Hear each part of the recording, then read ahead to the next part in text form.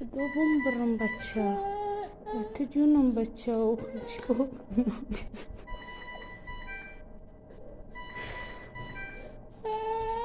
بینیم برو چت بیدم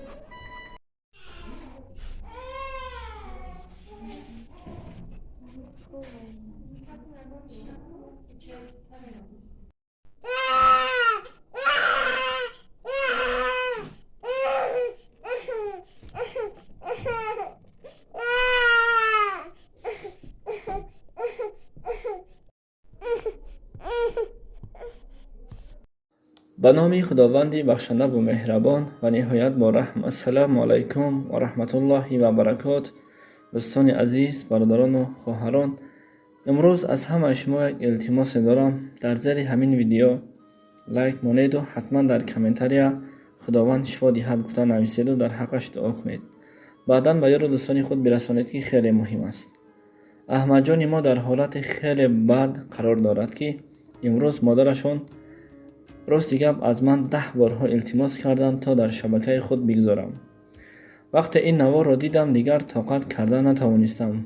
فکر کردم که فرزندی من است.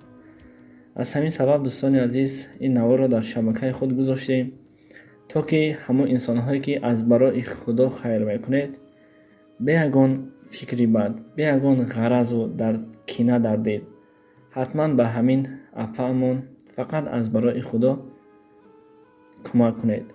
شاید کمک ما و شما ثواب شود و همین دردچه ما شفا یابد. البته درد از خداوند است، شفا نیز از خداوند است و ما انسان ها نیز سبب می شویم. هر کدام از شما این نوار را می بینید یگان سخن قبیح نگویید. فکر کنید که این فرزند شما هست. خداوند شفا ندهد. اما این مادر از ما 10 بارها التماس کردند، دیگر سخنش را رد نکردیم. هر چی کنید از برای خدا. رقم های تلفنش، رقم های واتساپ، رقم های زبیر بانک، رقم های کارت ملی همه در روی اکران. مرحمت میتونید بر خودش زنگ زنید، از حالش با خبر شوید، بعدا کمک خود را برایش کنید.